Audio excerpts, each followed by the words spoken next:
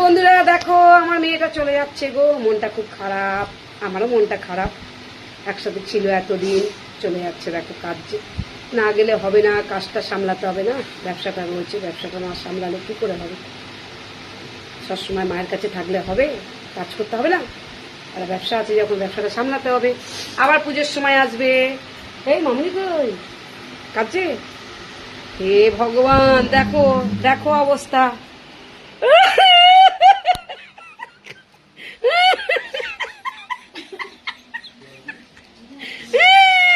আমাকে ছেড়ে চলে যাচ্ছে। দেখো ই ভগবান, কেঁদে কেটে পেদে আমার ঘরটাকে ভাসিয়ে দিয়ে যাবে গো।